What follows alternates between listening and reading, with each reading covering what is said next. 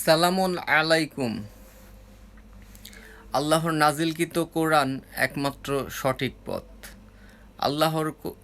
নাজিলকৃত কোরআন আল্লাহর হুকুম, আল্লাহর বিধান, আল্লাহর নিয়ম। তো আমরা কি এগুলো ফলো করি?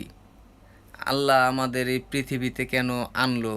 হ্যাঁ, এত ভালোবেসে এই পৃথিবীতে আনলো, এত সুন্দর পৃথিবী আমাদেরকে দেখাইলো, কিন্তু আল্লাহ ইবাদত কি আমরা একটুও করি?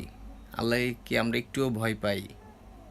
হিন্দু, কাফের, এই খ্রিস্টান, ওরা যেভাবে থাকে ওদের সাথে মিল্লামিশা, তো আমরাও একইভাবেই থাকি।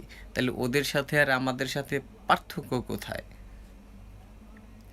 আমি যে কোরআন পড়ছি, বুঝছেন, কোরআন পড়ে আমি কোনোখানে পাইলাম না যে আল্লাহ আমাদেরকে 5 ওয়াক্ত সালাত আদায় করতে বলছে।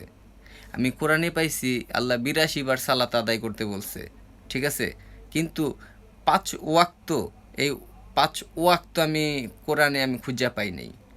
আর 5 ওয়াক্তে যে আমরা 17 রাকাত সালাত আদায় করি বা নামাজ পড়ি, আমি এগুলা কোরআনে পাই নাই। কোরআনে আল্লাহ বলছে বনি ইসরায়েলে, সূরা বনি ইসরায়েল, এই হে নবী, আপনি সূর্য হেলে যাওয়া সময় হতে ঘোর অন্ধকার পর্যন্ত আপনি সালাত কায়েম করেন এবং ভোরে কোরআন তেলাওয়াত করেন।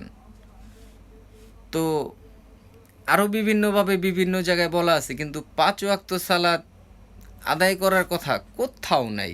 এই আলেমরা আমাদেরকে এই যে প্র্যাকটিক্যাল যেই রেফ্রেট করায়, বা এই যে মনে করেন মাটিতে সেজদা দেওয়ায়, ওনারা বলে কবরে সেজদা দেওয়া মনে করেন শিরেক। তাহলে আমরা যে ওনার পিছনে যে শিরেক করতেছি, ওনার পিছনে সেজদা দিতেছি, বা আমার পিছনে আরেকজনে সেজদা দিতেছে, এগুলো কি শিরক হয় না? আল্লাহ কোরআনে বলছে যে চন্দ্র, সূর্য, নক্ষত্র, তো এই গাছ, লতা পাতা যা আছে সব আমারে সেজদা করে। তাইলে ওইগুলা যেভাবে সেজদা করে, আমরা কি ওইভাবে সেজদা করি? একবার চিন্তা করেন তো।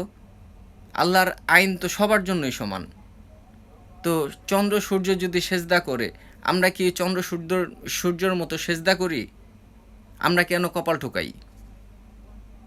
আবার এই কপাল ঠুকানো নিয়েই মনে করেন যে আবার দ্বন্দ্ব, 2 রকম দ্বন্দ্ব কেন? আল্লাহ তো নাজিল করছে কোরআন, মানতে কইছে কোরআন। কোরআনের যেই হুকুম আছে, কোরআনের যেই নিয়ম আছে, এগুলো পালন করতে গইছে। আল্লাহ তো ওই যে হাদিসের ডিগ্রি নিবার কয় নাই। হাদিস কি আল্লাহ নাজিল করছে?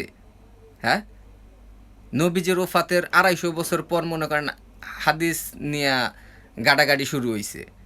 ফাইজলামি। এখনো সময়